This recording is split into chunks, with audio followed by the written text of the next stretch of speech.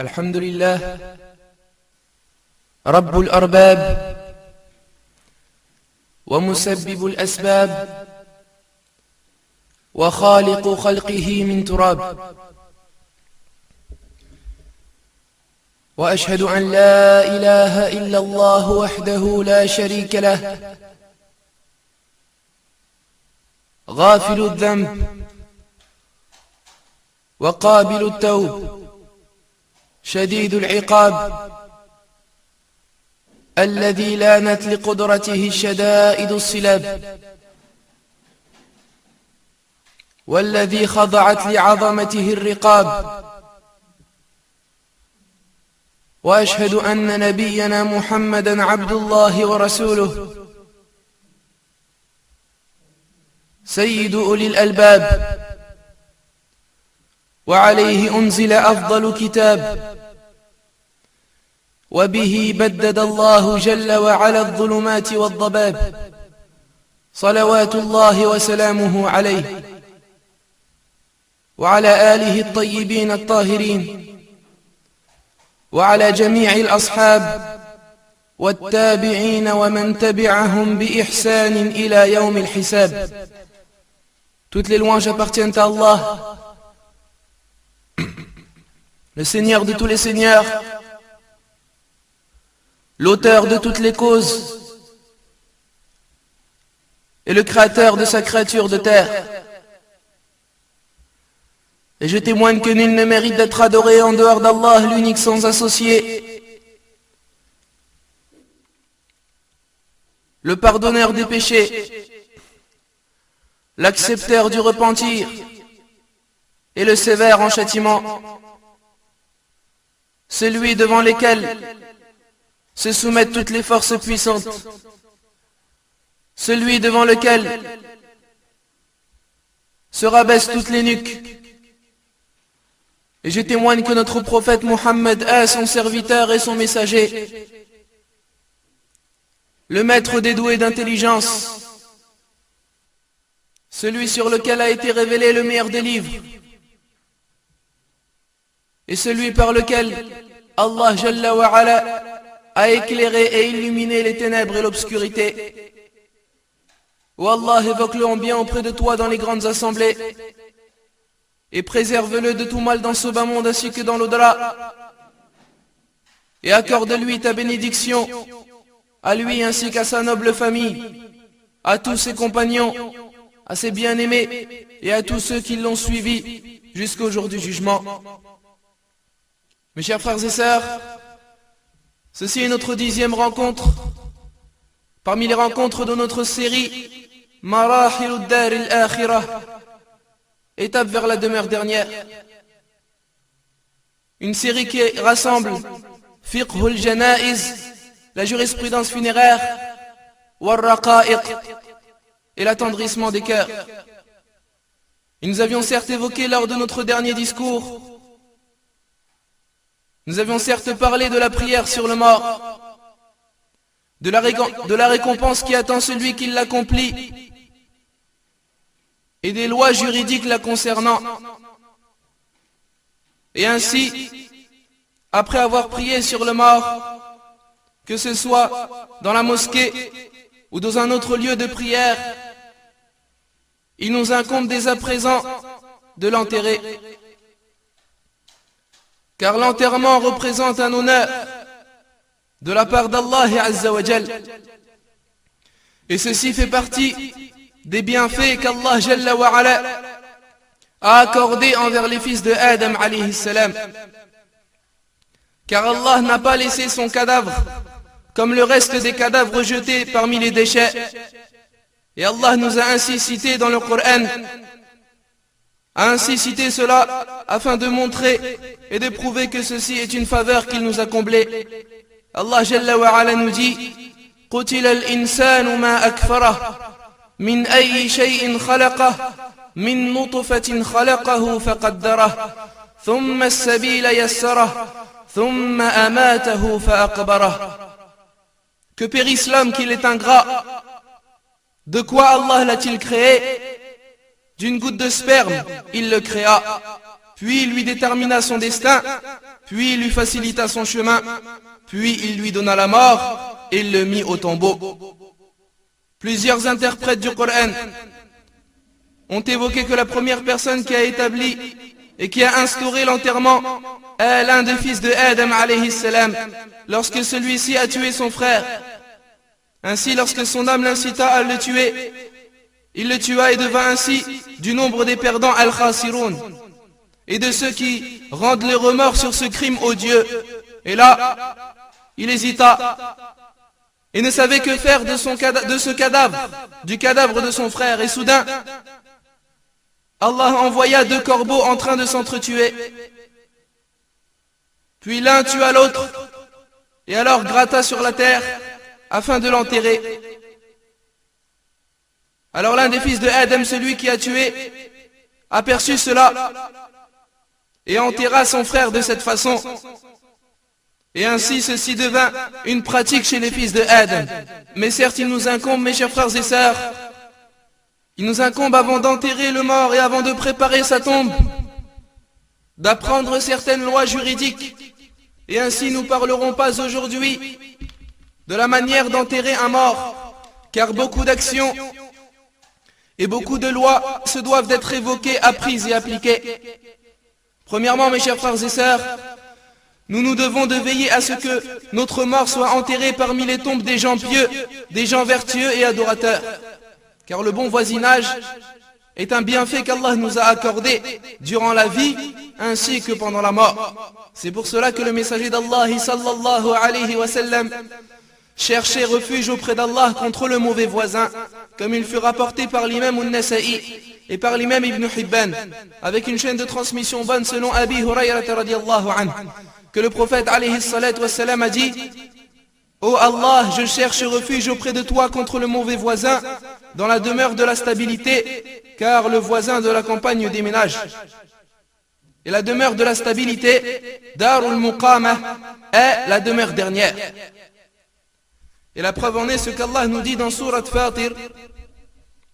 Allah nous dit: وَقَالُوا الْحَمْدُ لِلَّهِ الَّذِي أَذْهَبَ عَنَّا الْحَزَنَ إِنَّ رَبَّنَا لَغَفُورٌ شَكُورٌ الذي أحلنا دار المقامة من فضله لا يمسنا فيها نصب ولا يمسنا فيها لغوب. Et ils diront: louange à Allah qui a écarté de nous l'affliction. Notre Seigneur est certes pardonneur et reconnaissant. C'est lui qui nous a installés par sa grâce dans la demeure de la stabilité, où nulle fatigue ni lassitude ne nous touche. Et la tombe est la première demeure des demeures dernières. C'est pour cela qu'il nous incombe que notre mort soit enterrée parmi les tombes des gens vertueux et pieux. Et de même, l'imam al-Bukhari rapporte un hadith avec une chaîne de transmission bonne. Selon Abi Hurayra radiyallahu anhu, le prophète sallallahu alayhi wa sallam a dit: Ô Allah, je cherche refuge auprès de toi contre le mauvais voisin dans la demeure de stabilité, et certes le voisin du monde d'ici-bas déménage. Et nous avons dit que la chaîne de transmission de ce hadith est bonne, car il est confirmé par le hadith précédent que nous avons cité et qui est rapporté par l'imam An-Nasa'i, ainsi que le hadith suivant, rapporté par l'imam At-Tabarani, avec une chaîne de transmission authentique. Selon Uqbat ibn Amir radiyallahu anhu, le prophète alayhi salatu wa salam invoquait Allah en disant: Ô Allah, je cherche refuge auprès de toi contre le mauvais voisin, contre la mauvaise nuit, contre la mauvaise heure, contre le mauvais compagnon et contre le mauvais voisin dans la demeure de la stabilité. Et c'est pour cela, certes, qu'il est recommandé et qu'il est fortement conseillé de mourir et d'être enterré dans la ville du messager d'Allah sallallahu alayhi wa sallam. Et certes, la personne qui aura atteint et bénéficié de ce bienfait aura certes atteint un immense honneur, car le prophète alayhi salatu wa salam intercédera en sa faveur. Et c'est pour cette raison que Omar ibn al-Khattab radiyallahu anhu a envoyé son fils Abdullah à la mère des croyants Aïcha radiyallahu anha, afin d'avoir et d'obtenir son autorisation pour qu'il soit enterré à côté de son bien-aimé Al-Habib al-Mustafa sallallahu alayhi wa sallam. Et ce hadith fut rapporté par l'imam al-Bukhari. Et de ce hadith, l'imam al-Hafid ibn Hajar rahimahullah a dit que ce hadith prouve que l'on se doit d'être assidu dans le fait d'enterrer nos morts près des tombes des pieux, afin que ceux-ci bénéficient de la miséricorde d'Allah lorsqu'elle descendra sur eux, et afin qu'ils bénéficient des invocations des gens lorsqu'ils viendront visiter leur tombeau. Et sachez certes que l'homme souffre du mauvais voisin, wal'iyadu billah. L'homme souffre du mauvais voisin, et certes le mauvais voisin est nuisible à l'homme vivant ou mort. Tout comme l'homme jouit du bon voisin vertueux, vivant et mort. Et c'est pour cette raison qu'il est interdit d'enterrer le musulman avec le mécréant, comme il est interdit d'enterrer le mécréant avec le musulman. Et écoutez attentivement, car ce sujet est d'une importance considérable. Il est interdit d'enterrer les musulmans avec les mécréants, comme il est interdit d'enterrer les mécréants avec le musulman. Et la preuve en est ce qu'a rapporté l'imam Ahmed, ainsi que l'imam al-Nasa'i et l'imam Abu Daoud avec une chaîne de transmission authentique. Selon Bashir ibn al-Khasassiyyah radiyallahu anhu, celui-ci dit un jour: je marchais avec le prophète alayhi salatu wassalam en tenant sa main. Puis le messager d'Allah sallallahu alayhi wa sallam se retourna vers moi en me disant: Ya ibn al-Khasassiyyah, pourquoi te vois-je ce matin comme si tu en voulais à Allah? Bashir radiyallahu anhu était certes un peu triste, car il était loin de sa famille, et car il était loin de sa tribu, et car il était resté trop célibataire. Alors, le messager d'Allah sallallahu alayhi wa sallam lui dit cela pour lui faire rappeler du bienfait qu'Allah lui avait accordé, pour lui faire rappeler le bienfait de l'islam, et le bienfait qu'il était musulman, et qu'il était en compagnie de la meilleure créature, sallallahu alayhi wa sallam. Et alors Bashir répondit: je sacrifierai ma mère et mon père pour toi, ya Rasulallah, mais wallahi je n'en veux rien à Allah, car il ne me veut que du bien. Puis il ajouta: alors le prophète alayhi salatu wassalam passa devant les tombes des associateurs, et alors il s'écria sallallahu alayhi wa sallam: ceux-là ont certes raté beaucoup de bien. Puis il passa devant les tombes des croyants et dit: ceux-là ont certes bénéficié de beaucoup de bien. Et les savants ont déduit que ce hadith prouve qu'il faut absolument éloigner les tombes des croyants des tombes des mécréants. Et le messager d'Allah sallallahu alayhi wa sallam nous a informé que les tombeaux des associateurs étaient exposés à un châtiment, à une souffrance et à un courroux de la part d'Allah azza wa jal, alors que les tombeaux des croyants et monothéistes étaient plongés dans une miséricorde et dans un honneur d'Allah tabaraka wa ta'ala. Lors de la bataille de Tabouk, comme il fut rapporté dans le recueil authentique de l'imam al-Bukhari et celui de l'imam Muslim, selon Abdullah ibn Umar radiyallahu anhuma, celui-ci a dit: le prophète alayhi salatu wassalam arriva avec ses compagnons près du village de Thamoud. Il leur dit sallallahu alayhi wa sallam: n'entrez dans les villages de ces damnés et de ces châtiés qu'en pleurant, de peur d'être frappés et d'être atteints par ce qu'ils ont reçu comme châtiment. Et alors si le prophète alayhi salatu wassalam a interdit à ses compagnons d'entrer dans des villages de ces châtiés, de ces gens damnés et châtiés et bannis, en tant que mécréants et associateurs, égarés, alors qu'en est-il du fait d'enterrer un musulman parmi eux? Et c'est pour cela que Ibn Umar radiallahu anhuma nous dit que le prophète alayhi salatu wassalam détourna sa tête, couvra son visage et pressa le pas jusqu'à dépasser la vallée.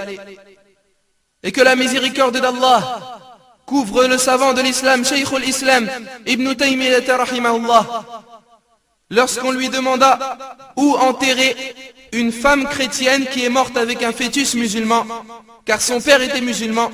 Alors il dit rahimahullah que cette femme ne devait être enterrée ni dans les cimetières musulmans ni dans les cimetières chrétiens. Non dans les cimetières chrétiens, car elle avait un fœtus musulman, et non dans les cimetières musulmans, car elle était mécréante. Et on a interdit d'enterrer les mécréants parmi les musulmans, et on a interdit d'enterrer les musulmans parmi les mécréants. Et il a donc dit rahimahullah qu'il fallait l'enterrer à part et faire en sorte que son dos soit dirigé vers la Qibla, pour que son fœtus soit dirigé vers la Qibla, car le visage du fœtus est placé vers le dos de sa mère. Et les savants se sont mis d'accord à ce sujet, car ce fœtus était musulman du fait que son père du fait que son père le soit. Alors certes, quelle jurisprudence possède ce savant? Ayyuhal muslimoun, vous qui êtes sages et raisonnables, sachez qu'il est interdit d'enterrer les musulmans dans les cimetières qu'on appelle carrés de musulmans. Et nous jurons par Allah que c'est interdit, car ces tombes se situent à proximité des tombes des gens du châtiment et de la souffrance, parmi les associateurs et les mécréants. Alors il est obligatoire pour nous, et il nous incombe, soit en tant qu'association musulmane, soit en tant qu'organisation, soit en tant qu'imam des mosquées, ou étudiant en sciences religieuses, ou prêcheur vers Allah Jalla wa Ala, de stimuler la volonté et les efforts pour trouver des cimetières pour nos morts dans ce pays, car ceci fait partie de nos droits. Il faut ainsi tout consacrer et tout ce qu'on a comme argent et moyens pour cela. Et il faut de même négocier de la meilleure façon, car Wallah, ceci est très dangereux pour nous. Alors où sont les cimetières des musulmans? Et nous pouvons vous certifier, parmi les présents et parmi les gens qui nous écoutent, que certains se fichent carrément de ce sujet. Ils pensent qu'ils sont éternels dans leur vie, ou bien ils pensent qu'ils seront enterrés dans leur pays, et ceci malheureusement est contraire à la sunna. Le fait de déplacer le mort du pays où il est mort, ceci est contraire à la sunna. Comme vous savez tous que lorsqu'on a un mort, on veut l'emmener dans son pays d'origine. Alors il reste environ une semaine dans la morgue, et il sera touché par les mains des non-croyants, et ceci lui fera beaucoup de mal sans aucun doute. Et nous jurons par Allah qu'il y a quelques années, nous avons été invités avec deux frères en Allah pour accomplir une prière sur un jeune musulman. Nous y sommes allés afin de prier sur lui et d'assister à ses funérailles. Et alors nous nous sommes arrêtés devant un cimetière chrétien. Et là nous leur avons dit qu'il est interdit de l'enterrer ici. Et alors ils ont dit qu'ils n'avaient pas trouvé d'autre endroit, excepté celui-là. Croyez-nous mes chers frères et sœurs, nous avons prié sur lui, entre les tombeaux des chrétiens, et il a été enterré par deux chrétiens, et entre deux chrétiens. Tel est l'état des musulmans dans ce pays. Les musulmans ici ne pensent pas à ce sujet. Les musulmans ici ne vivent pas pour leur religion, ils ne vivent que pour leur passion, leur instinct et leur pulsion. Les musulmans ici ne se pensent même pas à ce sujet. Les musulmans vivent pour leurs vacances d'été, pour construire des villas, pour construire des châteaux dans leur pays, afin de s'en vanter devant leurs frères. Et ils ne vivent pas pour triompher leur religion, et la religion de la meilleure des créatures, alayhi salatu wassalam. Et wallah, depuis combien de temps les musulmans vivent-ils dans ce pays? Depuis combien de temps sont-ils entrés dans ce pays? Et quel est leur nombre? Et quel est leur poids dans ce pays? Et qu'ont-ils donné pour la religion d'Allah Jalla wa Ala? Ou bien qu'ont-ils donné pour leur génération et leurs enfants à venir?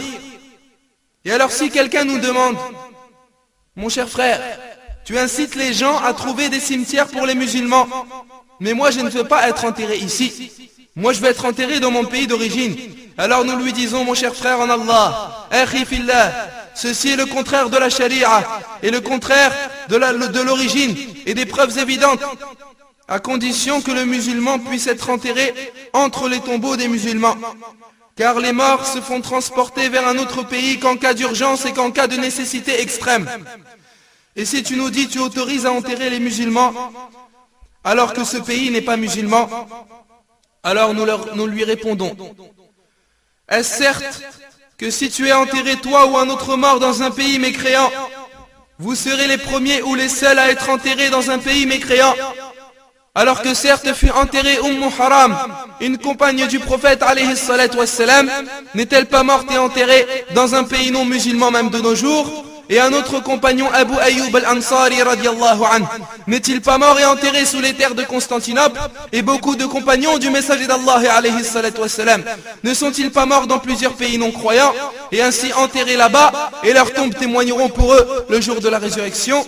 Ils sont sortis pour appeler à la religion d'Allah Jalla wa Ala, dans le but de propager la religion d'Allah Jalla wa Ala, et dans le sentier de la ilaha illallah. Alors certes si tu étais vertueux, et certes si tu désirais servir cette religion, et si tu évoluerais, et tu te remuerais pour cette religion, tu saurais, et tu comprendrais que d'être enterré dans ce pays est préférable et mieux pour toi que de t'envoyer dans ton pays d'origine. Et wallah.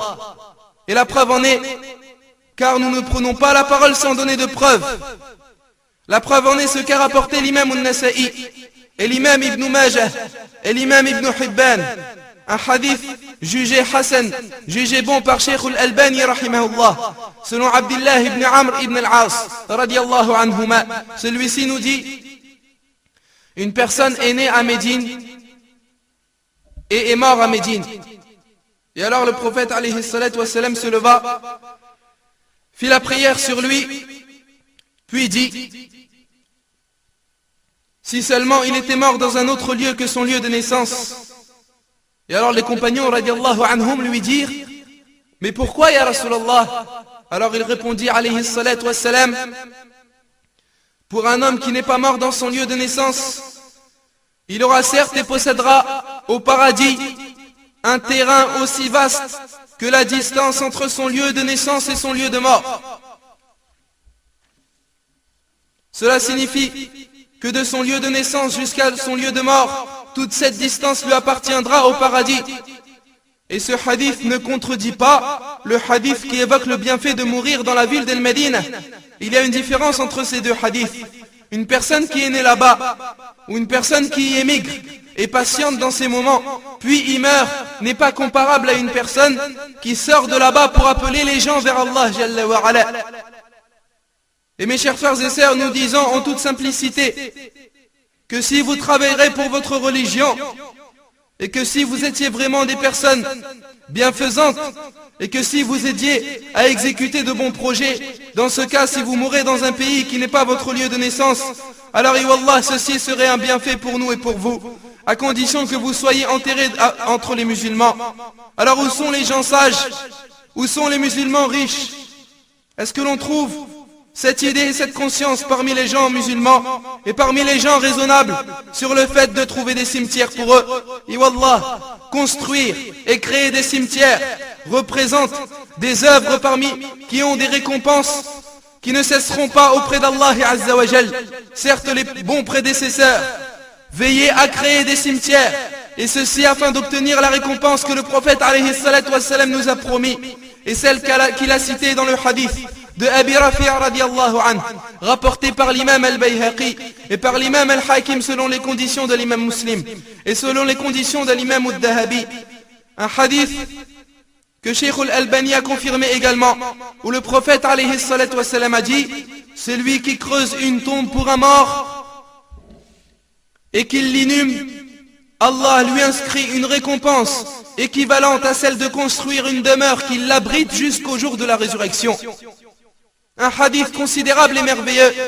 Alors mon frère, si tu creuses une tombe pour un musulman, et que tu l'enterres, ou que tu donnes de ton argent pour créer un cimetière pour les musulmans, Allah te donnera une récompense équivalente au fait de construire une maison pour abriter ce frère gratuitement, et ce jusqu'au jour du jugement. Et certes, quiconque abrite un croyant, Allah l'abritera. Et quiconque voile un croyant, Allah le voilera dans ce bas monde d'ici-bas et dans l'au-delà. Et le fait de voiler ton frère dans une tombe parmi les frères musulmans, ceci représente et ceci considère, ceci représente une grande récompense que l'on se doit de ne pas délaisser, mes chers frères et sœurs. Et ce hadith prouve que l'enterrement ou le fait de creuser une tombe sont parmi les adorations qu'Allah récompense. Mais certes, la récompense n'est destinée qu'aux croyants. Car parmi les lois juridiques, l'adoration n'est pas acceptée de la part du mécréant. Il est ainsi interdit que les non-musulmans creusent des tombes pour les musulmans. Et une fois, nous avons vu deux non-musulmans en train d'enterrer un musulman. Et nous avons assisté à ses funérailles. Mais nous ne pouvions rien faire car la loi l'interdit et on ne doit pas s'opposer à la loi de ce pays. Ainsi, il est obligatoire que l'on ait des cimetières pour les musulmans, que ce soit nous, et que ce soit nous qui enterrions nos morts, et ne pas confier cela à des mécréants. Mais il est certes autorisé qu'un musulman enveloppe et qu'un musulman cache le corps d'un mécréant dans une tombe, qu'en cas de nécessité extrême, ou s'il y a un lien de parenté entre les deux. L'imam Ahmed et l'imam Abu Daoud et l'imam Al-Nasa'i rapportent avec une chaîne de transmission authentique, selon Ali ibn Abi Talib radiyallahu anhu. Celui-ci dit, lorsque son père Abu Talib est mort, il est allé voir le messager d'Allah sallallahu alayhi wa sallam en lui disant: Ya Rasulallah, ton oncle le vieux égaré est mort, que puis-je faire? Alors il répondit alayhi salatu wassalam, va le cacher dans une tombe et ne fais rien jusqu'à ce que tu reviennes me voir. Et remarquez mes chers frères et sœurs, il ne lui a pas dit va l'enterrer. Et nous allons montrer la différence entre ces deux actions. Ali ibn Abi Talib radiyallahu anhu lui dit, Ya Rasulallah, il est mort en tant que non-musulman. Alors le prophète alayhi salatu wassalam lui dit, va le cacher dans une tombe. Ali radiyallahu anhu lui dit, je suis allé le faire. Je suis allé faire ce que je devais faire, puis je suis retourné voir le prophète alayhi salatu wassalam. Et il m'a dit, va te laver et ne fais rien jusqu'à ce que tu reviennes me voir. Alors, Ali repartit, se lava, puis il revint vers le messager d'Allah sallallahu alayhi wa sallam et dit, lorsque je suis arrivé, le messager d'Allah sallallahu alayhi wa sallam a invoqué Allah pour moi avec des invocations que j'aurais préféré plus que des chameaux rouges et noirs. Et ce hadith prouve, mes chers frères et sœurs, que si un musulman a un mort non-croyant ou de sa famille, alors il peut le mettre dans une tombe et le cacher dans une tombe. Et là nous revenons à la parole du prophète alayhi salatu wassalam, va le cacher dans une tombe. Le prophète sallallahu alayhi wa sallam n'a pas dit va l'enterrer. Et de ce fait, cacher dans une tombe est plus général que l'enterrement. Le non-croyant se fait ainsi cacher et ensevelir dans une tombe. Non comme les musulmans. Par exemple, on ne le met pas dans un fossé, Allah, et on ne le dirige pas, et on ne dirige pas son visage vers la Qibla. Et les savants ont dit que si un musulman trouve une autre personne pour lui confier la tâche de mettre un non-musulman dans une tombe, alors il a le droit de lui confier cette tâche, mais il n'a pas le droit de l'aider, car l'enterrement est un honneur de la part d'Allah Azza wa Jal. Sachez également qu'il est autorisé qu'un musulman enterre un non-musulman en cas de nécessité extrême, s'il craint qu'il lui fasse mal, qu'il éprouve de la pitié pour lui. Et la preuve en est ce que l'imam al-Bukhari et l'imam Muslim rapportent. Selon un groupe de compagnons, et parmi eux Abu Talha al-Ansari, radiyallahu anhu, celui-ci a dit, le jour de Badr, le messager d'Allah sallallahu alayhi wa sallam ordonna de jeter les cadavres de 24 les plus vaillants de Quraysh dans un puits mauvais et délaissé. Ils se sont tous fait jeter dedans, les uns sur les autres, y compris Umayya ibn Khalaf. Car son corps s'était gonflé dans son armature jusqu'à ce qu'elle se remplisse, et alors on est allé le prendre car il s'était décomposé et désintégré, et ensuite ils l'ont laissé et l'ont couvert avec des pierres et de la terre. C'est de cette façon qu'est caché et couvert un non-musulman. Et la tradition du prophète alayhi salatu wassalam dit que le musulman doit se faire enterrer dans un cimetière avec ses frères, et il est interdit qu'il se fasse enterrer dans son terrain à lui, ou chez lui par exemple, excepté le prophète alayhi salatu wassalam et ses deux compagnons, et ceci est particulier pour eux. Aïcha radiyallahu anha rapporte un hadith qui est rapporté par l'imam al-Tirmidhi et authentifié par Shaykh al-Albani rahimahullah. Et elle dit radiyallahu anha, lorsque le prophète alayhi salatu wassalam est mort, les gens divergeaient sur l'endroit où il allait être enterré. Est-ce dans le cimetière d'Al-Baqi' avec ses compagnons, ou bien dans sa chambre?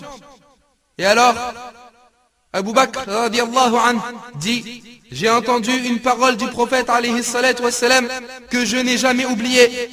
Quiconque des prophètes Allah fait mourir dans un endroit, Allah aime qu'il soit enterré dans ce même endroit. Et alors ils l'ont enterré dans le même endroit où il est mort, alayhi salatu wassalam. L'imam Muslim rapporte, selon Abi Hurayrata radiyallahu anhu, que le prophète sallallahu alayhi wa sallam a dit, ne faites pas de vos maisons des cimetières. C'est-à-dire il a interdit d'enterrer dans nos maisons. Et le péché devient encore plus immense si l'enterrement a lieu dans des mosquées, car le prophète alayhi salatu wassalam a maudit la personne qui accomplit cela, comme dans le hadith rapporté par Aïcha radiyallahu anha et rapporté par l'imam Muslim et l'imam al-Bukhari. Celle-ci nous dit, Allah a maudit ceux qui ont fait des tombeaux de leurs prophètes des mosquées. Et ce hadith a plusieurs explications. Il concerne celui qui se prosterne sur les tombes, et également celui qui se prosterne vers les tombes, et celui qui construit des mosquées sur les tombes, et ceux qui mettent des tombes dans les mosquées. Al-Hafid ibn al-Iraqi, rahimahullah, a dit que si une personne construit une mosquée avec l'intention de se faire enterrer à l'intérieur, et ceci est très connu, cet acte est interdit et est concerné par ce hadith. Et si la personne qui meurt écrit cela dans son testament, c'est-à-dire qu'il écrit dans son testament une condition de se faire enterrer dans une mosquée, alors il ne faut en aucun cas exécuter le testament. L'obligation est que les musulmans doivent se faire enterrer avec et parmi les musulmans, et non dans leur maison, dans leur jardin ou dans leur terrain, et encore moins dans des mosquées. Et y compris les martyrs et les martyrs des batailles. Ils seront morts et ils seront enterrés là où ils auront été tués. Et le martyr ne doit pas être déplacé de son pays ou de l'endroit où il est mort. Et la preuve en est ce que l'imam Ahmed rapporte. Selon Jabir radiallahu anhu, celui-ci a dit: j'étais parmi ceux qui ont vu les morts de Uhud, le jour de Uhud. Et j'ai vu ma tante qui a mis les cadavres de mon père et de mon oncle sur un chameau pour les emmener à Al-Madina afin de les enterrer là-bas. Et alors le prophète alayhi salatu wassalam envoya un homme pour dire aux gens que le prophète sallallahu alayhi wa sallam vous a ordonné de remettre les morts dans leur lieu où ils ont été tués et de les enterrer dans ce lieu-là. Et il dit: enterrez-les là, enterrez-les là. Et voilà quelques lois juridiques qui concernent ce qui se passera avant l'enterrement. Fala ilaha illallah, ayyuha al-muslimoun. Nous ne savons pas quand est-ce que nous allons mourir, et nous ne savons pas où est-ce que nous allons mourir, et nous ne savons pas où est-ce que nous allons être enterrés.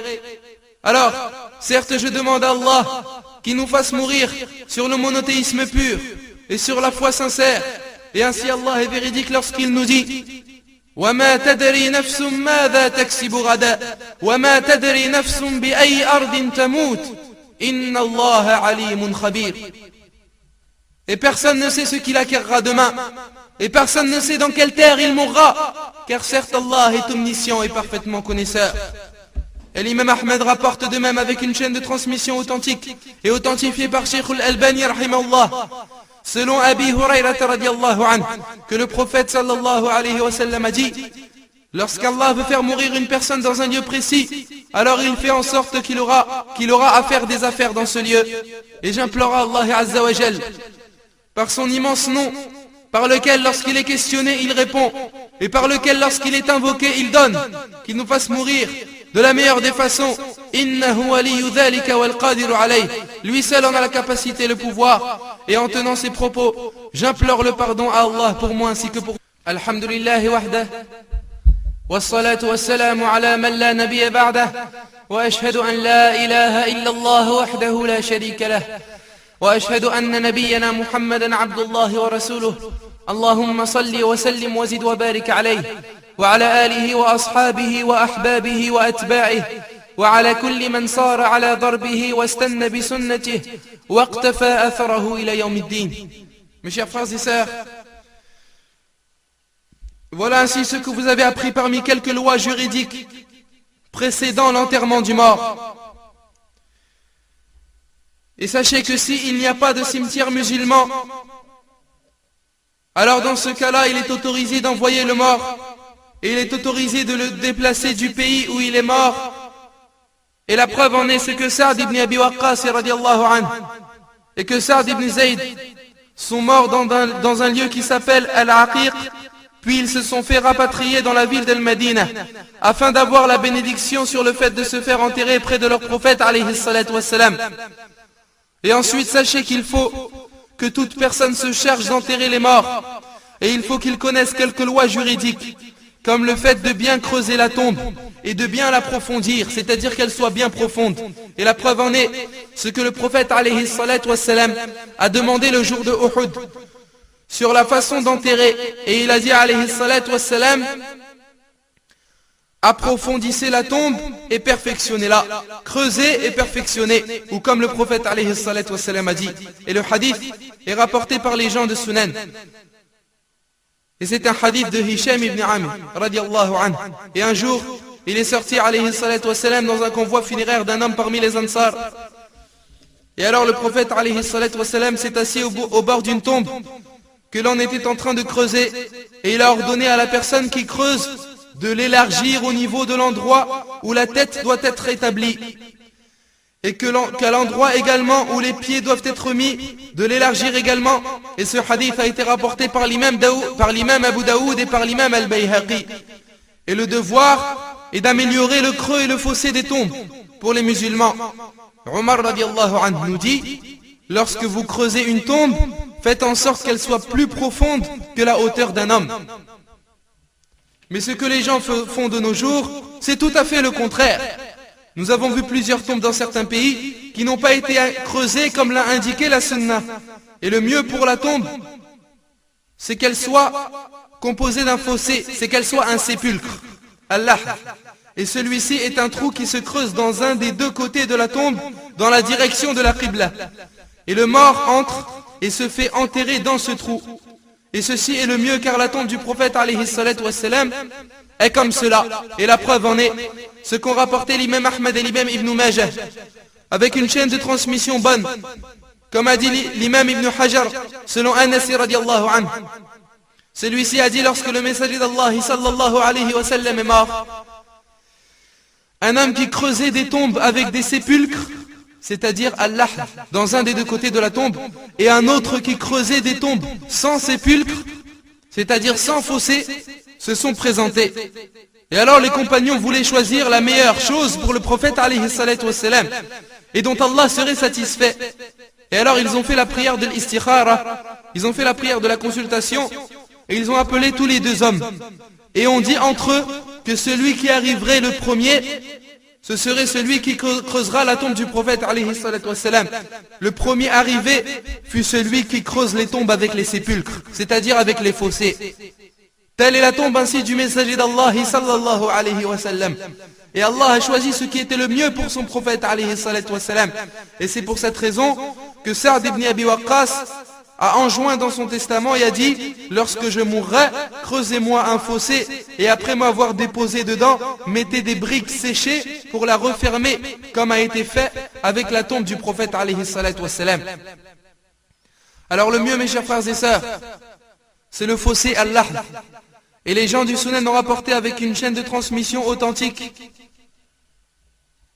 selon Ibn Abbas radiallahu anhuma, que le prophète alayhi salatu wassalam a dit: le fait de creuser un trou du côté de la Qibla dans la tombe pour mettre le mort à l'intérieur est propre à nous les musulmans, et le fait de creuser un trou au milieu de la tombe est pour les autres. Et ceci est conseillé dans de la terre dure et non fragile, car si la terre est du sable par exemple, le mieux est de creuser une tombe normalement. Et sachez également, mes chers frères et sœurs, qu'il est interdit d'enterrer nos morts pendant quelques moments précis de la journée, car comme l'imam Muslim rapporte, selon Uqbata ibn Amir radiallahu anhu, celui-ci a dit: il y existe 3 moments de la journée pendant lesquels le prophète alayhi salatu wassalam nous a interdit de faire la prière ainsi que d'y enterrer nos morts.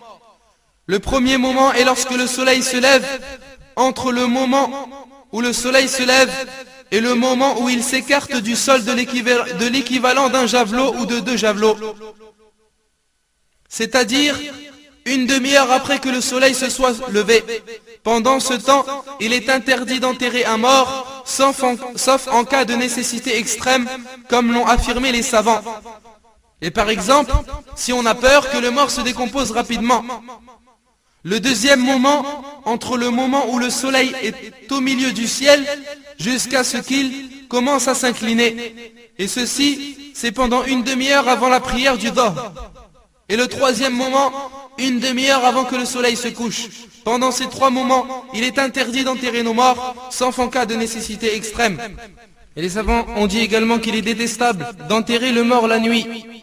Car l'imam Muslim rapporte que Jabir radiallahu anhu a dit: un jour le messager d'Allah sallallahu alayhi wa sallam prêchait les gens en mentionnant un de ses compagnons qui était mort et qui a été enveloppé dans son linceul de façon inconvenable, et il fut enterré la nuit.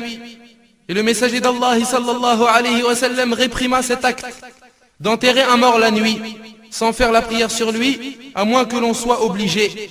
Puis il dit alayhi salatu wa salam: lorsque l'un d'entre vous meurt, que son frère musulman l'enveloppe dans son linceul convenablement s'il le peut.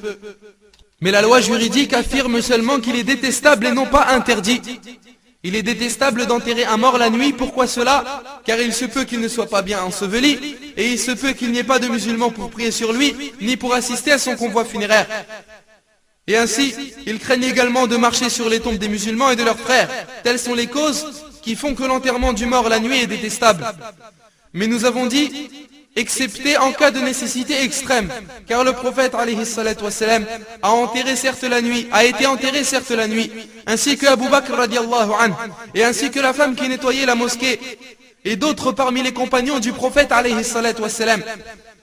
Et dans le Sunan de l'imam At-Tirmidhi, avec une chaîne de transmission bonne selon Ibn Abbas radiallahu anhuma, celui-ci a dit que le prophète alayhi salatu wassalam a fait entrer un homme parmi ses compagnons dans un enterrement la nuit. Puis alors on lui a apporté de la lumière et ceci se passa lors de la bataille de Tabouk. Et nous finissons avec ce hadith. Lors de la bataille de Tabouk, selon Ibn Mas'ud radiallahu anhu, se trouvait un compagnon parmi les compagnons du prophète alayhi salatu wassalam qui est mort. Et alors dans le chemin de Tabouk, ils ont creusé pour cet homme sa tombe. Et ensuite le prophète alayhi salatu wassalam descendit dans sa tombe de lui-même. Bilal radiallahu anhu avait pris une flamme de feu et était debout au-dessus de la tombe et éclairait la tombe. Omar et Abu Bakr radiallahu anhuma donnèrent cet homme au prophète alayhi salatu wassalam dans la tombe. Et alors celui-ci leur dit: rapprochez de moi votre frère. Et alors le prophète alayhi salatu wassalam le mit dans sa tombe avec ses nobles mains, puis il sortit et confia le reste de l'affaire et de la tâche à Omar et Abu Bakr radiallahu anhuma. Et lorsque sa tombe était vide, c'est-à-dire lorsqu'ils sont sortis de sa tombe, le prophète alayhi salatu wassalam se leva en direction de la Qibla et il a levé ses mains et il dit: oh Allah, je suis satisfait de lui, je suis satisfait de lui. Et alors Ibn Mas'ud radiallahu anhu dit: j'aurais aimé être à la place de ce mort dans cette tombe. Telles sont quelques lois juridiques, mes chers frères et sœurs, qui précèdent l'enterrement du mort. Et nous vous les avons dites avec un bref aperçu, et nous demandons ainsi à Allah tabaraka wa ta'ala qu'il nous les rende utiles pour nous ainsi que pour vous, et pour tous les musulmans présents et absents. Et je demande et je tiens à préciser par la même occasion que toute parole véridique de ce prêche ne peut provenir que d'Allah seul, et que toute erreur ou omission ou oubli ne peut provenir que de votre humble serviteur ou de Shaitan. Et je demande à Allah tabaraka wa ta'ala qu'il évoque en bien auprès de lui dans les grandes assemblées, et qu'il préserve de tout mal dans ce bas monde ainsi que dans l'au-delà, et qu'il accorde sa bénédiction à lui ainsi qu'à sa famille, à son noble messager, ainsi qu'à sa famille, ses bien-aimés, ses compagnons, et tous ceux qui suivent son chemin jusqu'au jour dernier. Et toutes les louanges appartiennent à Allah. Alhamdulillahi wahdah, wassalatu wassalamu ala man la nabiyya ba'dah, wa ashhadu an la ilaha illa Allah wahdahu la sharika lah, wa ashhadu anna nabiyyana Muhammadan abdullahi wa rasuluh. Allahumma salli wa sallim wa zid wa barik alayhi وعلى آله وأصحابه وأحبابه وأتباعه وعلى كل من صار على ضربه واستنى بسنته واقتفى أثره إلى يوم الدين. Mes chers frères et sœurs, voilà ainsi ce que vous avez appris parmi quelques lois juridiques précédant l'enterrement du mort. Et sachez que s'il n'y a pas de cimetière musulman, alors dans ce cas-là, il est autorisé d'envoyer le mort. Et il est autorisé de le déplacer du pays où il est mort. Et la preuve en est ce que Sa'd ibn Abi Waqqas radiallahu anhu et que Sa'd ibn Zayd sont morts dans un lieu qui s'appelle Al-Aqiq. Puis ils se sont fait rapatrier dans la ville d'Al-Madina afin d'avoir la bénédiction sur le fait de se faire enterrer près de leur prophète alayhi salatu wassalam. Et ensuite sachez qu'il faut que toute personne se charge d'enterrer les morts. Et il faut qu'ils connaissent quelques lois juridiques, comme le fait de bien creuser la tombe et de bien l'approfondir, c'est-à-dire qu'elle soit bien profonde. Et la preuve en est ce que le prophète alayhi salatu wassalam a demandé le jour de Uhud sur la façon d'enterrer. Et il a dit alayhi salatu wassalam: approfondissez la tombe et perfectionnez-la, creusez et perfectionnez, ou comme le prophète alayhi salatu wassalam a dit. Et le hadith est rapporté par les gens de Sunan. Et c'est un hadith de Hisham ibn Amr radiallahu anhu. Et un jour, il est sorti alayhi salatu wassalam dans un convoi funéraire d'un homme parmi les Ansar. Et alors le prophète alayhi salatu wassalam s'est assis au bord d'une tombe que l'on était en train de creuser, et il a ordonné à la personne qui creuse de l'élargir au niveau de l'endroit où la tête doit être établie, et qu'à l'endroit également où les pieds doivent être mis, de l'élargir également. Et ce hadith a été rapporté par l'imam Abu Daoud et par l'imam Al-Bayhaqi. Et le devoir est d'améliorer le creux et le fossé des tombes pour les musulmans. Omar radiallahu anhu nous dit: lorsque vous creusez une tombe, faites en sorte qu'elle soit plus profonde que la hauteur d'un homme. Mais ce que les gens font de nos jours, c'est tout à fait le contraire. Nous avons vu plusieurs tombes dans certains pays qui n'ont pas été creusées comme l'a indiqué la sunna. Et le mieux pour la tombe, c'est qu'elle soit composée d'un fossé, c'est qu'elle soit un sépulcre. Allah. Et celui-ci est un trou qui se creuse dans un des deux côtés de la tombe, dans la direction de la Qibla. Et le mort entre et se fait enterrer dans ce trou. Et ceci est le mieux, car la tombe du prophète alayhi salatu wassalam est comme cela. Et la preuve en est ce qu'ont rapporté l'imam Ahmad et l'imam Ibn Majah, avec une chaîne de transmission bonne. Comme a dit l'imam Ibn Hajar, selon Anas radiallahu anhu.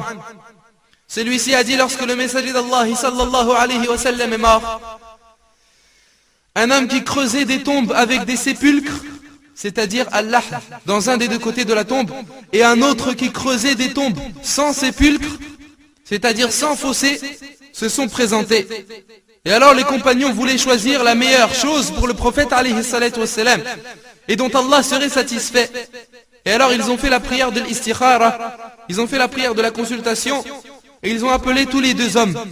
Et on dit entre eux que celui qui arriverait le premier, ce serait celui qui creusera la tombe du prophète alayhi salatu wassalam. Le premier arrivé fut celui qui creuse les tombes avec les sépulcres, c'est-à-dire avec les fossés. Telle est la tombe ainsi du messager d'Allah sallallahu alayhi wa sallam. Et Allah a choisi ce qui était le mieux pour son prophète alayhi salatu wassalam. Et c'est pour cette raison que Sa'd ibn Abi Waqqas a enjoint dans son testament et a dit: lorsque je mourrai, creusez-moi un fossé, et après m'avoir déposé dedans, mettez des briques séchées pour la refermer, comme a été fait avec la tombe du prophète alayhi salatu wassalam. Alors le mieux, mes chers frères et sœurs, c'est le fossé Allah. Et les gens du Sunan ont rapporté avec une chaîne de transmission authentique, selon Ibn Abbas radiallahu anhuma, que le prophète alayhi salatu wassalam a dit: le fait de creuser un trou du côté de la Qibla dans la tombe pour mettre le mort à l'intérieur est propre à nous les musulmans, et le fait de creuser un trou au milieu de la tombe est pour les autres. Et ceci est conseillé dans de la terre dure et non fragile, car si la terre est du sable par exemple, le mieux est de creuser une tombe normalement. Et sachez également, mes chers frères et sœurs, qu'il est interdit d'enterrer nos morts pendant quelques moments précis de la journée, comme l'imam Muslim rapporte, selon Uqbata ibn Amir radiallahu anhu, celui-ci a dit: il y existe 3 moments de la journée pendant lesquels le prophète alayhi salatu wassalam nous a interdit de faire la prière ainsi que d'y enterrer nos morts. Le premier moment est lorsque le soleil se lève, entre le moment où le soleil se lève et le moment où il s'écarte du sol de l'équivalent d'un javelot ou de 2 javelots. C'est-à-dire une demi-heure après que le soleil se soit levé. Pendant ce temps, il est interdit d'enterrer un mort, sauf en cas de nécessité extrême, comme l'ont affirmé les savants. Et par exemple, si on a peur que le mort se décompose rapidement. Le deuxième moment, entre le moment où le soleil est au milieu du ciel, jusqu'à ce qu'il commence à s'incliner. Et ceci, c'est pendant une demi-heure avant la prière du Dhuhr. Et le troisième moment, une demi-heure avant que le soleil se couche. Pendant ces 3 moments, il est interdit d'enterrer nos morts, sauf en cas de nécessité extrême. Et les savants ont dit également qu'il est détestable d'enterrer le mort la nuit. Car l'imam Muslim rapporte que Jabir radiallahu anhu a dit: un jour le messager d'Allah sallallahu alayhi wa sallam prêchait les gens en mentionnant un de ses compagnons qui était mort et qui a été enveloppé dans son linceul de façon inconvenable, et il fut enterré la nuit. Et le messager d'Allah sallallahu alayhi wa sallam réprima cet acte d'enterrer un mort la nuit. sans faire la prière sur lui, à moins que l'on soit obligé. Puis il dit alayhi salatu wassalam, lorsque l'un d'entre vous meurt, que son frère musulman l'enveloppe dans son linceul convenablement s'il le peut. Mais la loi juridique affirme seulement qu'il est détestable et non pas interdit. Il est détestable d'enterrer un mort la nuit. Pourquoi cela? Car il se peut qu'il ne soit pas bien enseveli, et il se peut qu'il n'y ait pas de musulmans pour prier sur lui, ni pour assister à son convoi funéraire. Et ainsi, ils craignent également de marcher sur les tombes des musulmans et de leurs frères. Telles sont les causes qui font que l'enterrement du mort la nuit est détestable. Mais nous avons dit, excepté en cas de nécessité extrême, car le prophète alayhi salatu wassalam a été enterré certes la nuit, ainsi que Abu Bakr radiallahu anhu, et ainsi que la femme qui nettoyait la mosquée, et d'autres parmi les compagnons du prophète alayhi salatu wassalam. Et dans le Sunan de l'imam al-Tirmidhi, avec une chaîne de transmission bonne selon Ibn Abbas radiallahu anhuma, celui-ci a dit que le prophète alayhi salatu wassalam a fait entrer un homme parmi ses compagnons dans un enterrement la nuit. Puis alors on lui a apporté de la lumière et ceci se passa lors de la bataille de Tabouk. Et nous finissons avec ce hadith. Lors de la bataille de Tabouk, selon Ibn Mas'ud radiallahu anhu, se trouvait un compagnon parmi les compagnons du prophète alayhi salatu wassalam qui est mort. Et alors dans le chemin de Tabouk, ils ont creusé pour cet homme sa tombe. Et ensuite le prophète alayhi salatu wassalam descendit dans sa tombe de lui-même. Bilal radiallahu anhu avait pris une flamme de feu et était debout au-dessus de la tombe et éclairait la tombe. Omar et Abu Bakr radiallahu anhuma donnèrent cet homme au prophète alayhi salatu wassalam dans la tombe. Et alors celui-ci leur dit: rapprochez de moi votre frère. Et alors le prophète alayhi salatu wassalam le mit dans sa tombe avec ses nobles mains, puis il sortit et confia le reste de l'affaire et de la tâche à Omar et Abu Bakr radiallahu anhuma. Et lorsque sa tombe était vide, c'est-à-dire lorsqu'ils sont sortis de sa tombe, le prophète alayhi salatu wassalam se leva en direction de la Qibla et il a levé ses mains et il dit: oh Allah, je suis satisfait de lui, je suis satisfait de lui. Et alors Ibn Mas'ud radiallahu anhu dit: j'aurais aimé être à la place de ce mort dans cette tombe. Telles sont quelques lois juridiques, mes chers frères et sœurs, qui précèdent l'enterrement du mort. Et nous vous les avons dites avec un bref aperçu, et nous demandons ainsi à Allah tabaraka wa ta'ala qu'il nous les rende utiles pour nous ainsi que pour vous, et pour tous les musulmans présents et absents. Et je demande et je tiens à préciser par la même occasion que toute parole véridique de ce prêche ne peut provenir que d'Allah seul, et que toute erreur ou omission ou oubli ne peut provenir que de votre humble serviteur ou de Shaitan. Et je demande à Allah tabaraka wa ta'ala qu'il évoque en bien auprès de lui dans les grandes assemblées, et qu'il préserve de tout mal dans ce bas monde ainsi que dans l'au-delà, et qu'il accorde sa bénédiction à lui ainsi qu'à sa famille, à son noble messager, ainsi qu'à sa famille, ses bien-aimés, ses compagnons, et tous ceux qui suivent son chemin jusqu'au jour dernier, et toutes les louanges appartiennent.